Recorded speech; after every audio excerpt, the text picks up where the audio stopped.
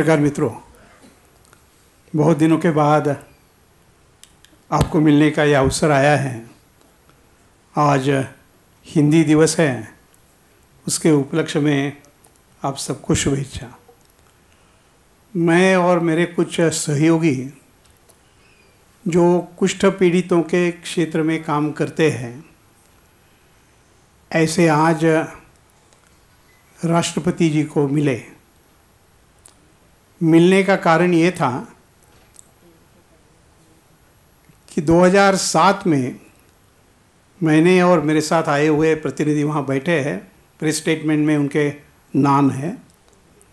वो eminent persons इन leprosy dealing issues ऐसे हैं, और कुछ गांव के बाहर कुष्ठ पीड़ितों की जो बस्ती है उसमें रहने वाले भी हैं।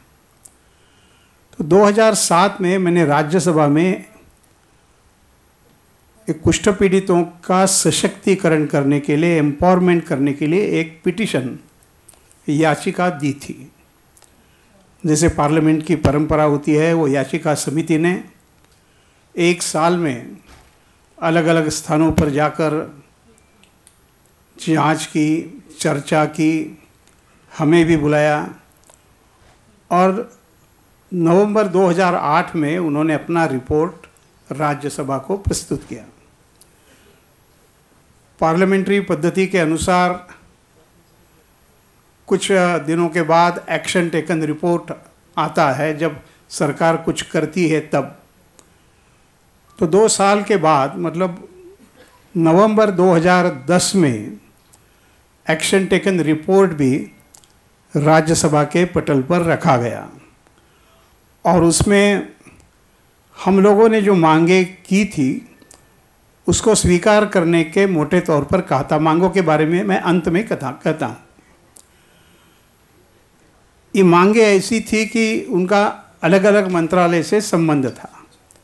हेल्थ मिनिस्ट्री के साथ संबंध है, ह्यूमन रिसोर्सेज के साथ संबंध है, लीगल डिपार्टमेंट के साथ संबंध है, और इसलिए हमने प्रधानमंत्री जी को एक पत्र लिखा कि ये 3-3.5 साल के बाद ये रिपोर्ट आया है, तो आप हमको मिलने के लिए यदि समय देंगे तो हम आपको इसके बारे में जानकारी देंगे और प्रार्थना करेंगे कि इसका क्रियान्वयन जल्दी हो। तो मैंने प्रधानमंत्री जी को 4 पत्र लिखे।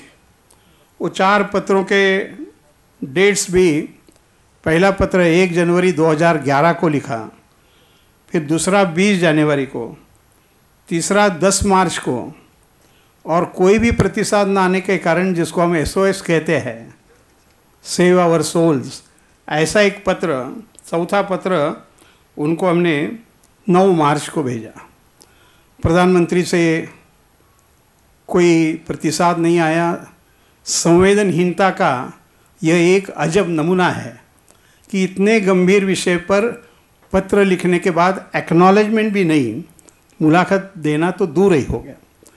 फिर इसके बीच में मार्च 2011 में यूनाइटेड नेशंस ने कुष्ठ पीड़ितों के प्रति एक रिजोल्यूशन पास किया, और देश विदेशों में किस प्रकार इनको मदद करनी चाहिए उसके बारे में वो रिजोल्यूशन, जो सामान्यतः दुनिया के सब देशों ने स्वीकार करना चाहिए, ऐसा 25 मार्च को उन्होंने गाइडलाइंस रिजोल्यूशन के माध्यम से दी।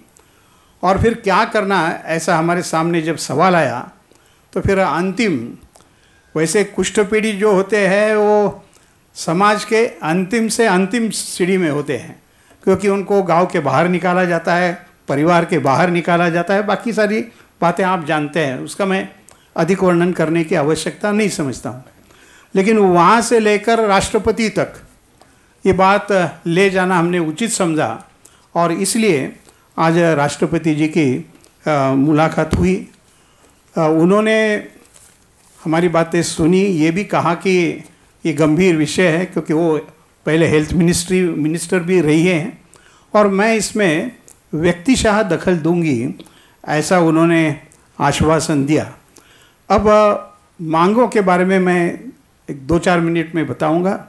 10 मांगे जो कमिटी ने मान ली है, सिफारिश उसकी की है, उसमें से पहली मांग ये है कि कुष्ठ पीड़ितों का सशक्तिकरण कैसा करे, उसके लिए एक देश की पॉलिसी बनानी चाहिए। There should be a national policy for empowerment of leprosy affected persons. दूसरा, इस समय पर 16 कानून ऐसे हैं। एक ज़माने में ऐसी सोच थी कि कुष्ठ रोग ये संसर्गजन्य रोग है और ये कभी ठीक नहीं हो सकता है। विद्यमान स्वास्थ्य की व्यवस्था ये है कि कुष्ठ रोग अभी संसर्गजन्य नहीं रहा है और वह ठीक भी हो सकता है। लेकिन 16 कानून ऐसे हैं जिसमें एक डाइवोर्स, हिंदू मुस्लिम क्रिश्चियन को भी, किसी को कुष्ठ पीड़ा हो गई है ऐसा कहने के बाद भी वो डाइवोर्स ले सकता है, या LIC के पॉलिसी नहीं मिलती है, रेलवे में आप प्रवास नहीं कर सकते हैं। ऐसे अलग अलग 16 कानून हैं जिसमें परिवर्तन करने की आवश्यकता है और कमिटी ने भी ये मान लिया है कि करना चाहिए। तो ये दूसरी मांग थी। तीसरी मांग ये है कि कुष्ठ पीड़ितों के लिए कुछ ना कुछ सहयोग सरकार की ओर से देने के लिए कुछ प्रतिमास राहत राशि दी जाती है पेंशन के रूप में। कुछ जगह पर 200 है, कुछ जगह पर 600 है, कुछ जगह पर कुछ नहीं है, और दिल्ली में प्रतिमास 1800 रुपया है, महाराष्ट्र में 600 रुपया है। तो सबको एक साथ एक ही अमाउंट देनी चाहिए 2000 की, इस प्रकार की सिफारिश कमेटी ने की है। वो एक हमारी मांग थी। इसके बाद ऐसा है कि ये कुष्ठ पीड़ित जो लोग जहाँ रहते हैं उनकी जाति धर्म एक पीढ़ी के बाद किसी को कुछ पता नहीं होता है, वो कौन से गांव के हैं, कैसे आए, कहाँ रहे, और उनको बिलो पॉवर्टी लाइन के कुछ लाभ लेने हैं तो उनको पहले का सर्टिफिकेट लगता है, कहाँ के रहने वाले, क्या रहने वाले हैं। तो हमने ये मांग ये की है कि कुष्ठ पीड़ित है ये कहने के बाद उसको बिलो पॉवर्टी लाइन के जो भी लाभ है वो अपने आप मिलने चाहिए। उसके लिए अलग से सर्टिफिकेट वगैरह के जो झंझट होता है, ये अनपढ़, वैसे देखा जाए तो हम जानते हैं, आप भी देखते हैं कि भीख मांगना यही सबसे कॉमन उनका व्यवसाय के तौर पर रहता है। तीसरी बात, पांचवी बात हमने ये कही कि ये गांव के बाहर जहाँ रहते हैं, शहरों में झुग्गी झोपड़ियों में भी पानी बिजली दी जाती है, लेकिन इन बस्तियों को पानी, बिजली, टॉयलेट्स, इस प्रकार की सिविक एमिनिटीज़ दी जानी चाहिए सरकार की ओर से। फिर पढ़ाई के बारे में भी वही हालत है। कोई बच्चा उस कॉलोनी से स्कूल में आता है, ये कह दिया तो उस बच्चे को स्कूल में प्रवेश नहीं मिलता है। लोग कहते हैं कि भाई हमारे यहाँ तुम्हारे लिए नहीं, और इसलिए शिक्षा क्षेत्र में एक डिस्क्रिमिनेशन बड़े पैमाने पर हो रहा है। और विशेषता जिनको आगे पढ़ना है उनके लिए सरकार ने सभी प्रकार की व्यवस्था देनी चाहिए। ये कुष्ठ पीड़ित कुछ व्यवसाय भी करते हैं, छोटे छोटे व्यवसाय, कपड़े के बैग्स है, इस प्रकार के करते हैं, लेकिन उस पर भी सरकार वैट लगाती है। वैसे अपना जीवित कुछ ना कुछ चलाने के लिए तो ये वैट भी कुष्ठ पीड़ित जो बेचने के लिए चीज़ें बनाते हैं उन पर नहीं लगना चाहिए। और 2 मांगे, उसमें एक ये है कि ये माना जाता रहा है, सरकार भी प्रचार कर रही है कि कुष्ठ पीड़ितों की संख्या धीरे धीरे कम होने लगी है। लेकिन जब हमने पिटीशन में आग्रह किया कि आप इसकी जांच करिए तो कुछ जिलाओं के सैंपल सर्वे लिए गए, उसमें से ये बात सामने आई है कि कुष्ठ पीड़ितों की संख्या बढ़ रही है, कम नहीं हो रही है। और इसलिए नेशनल लेवल पर इसका सर्वे करना चाहिए फिर से। और वर्ल्ड हेल्थ ऑर्गेनाइजेशन ने जो गाइडलाइंस दी है उसके अनुसार सरकार ने काम करना चाहिए। इस प्रकार का प्रतिवेदन हमने दिया। लगभग आधा घंटा चर्चा हुई।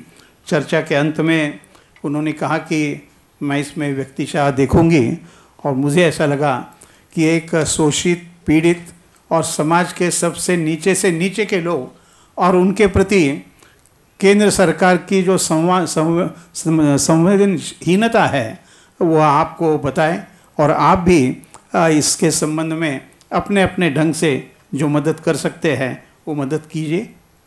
धन्यवाद।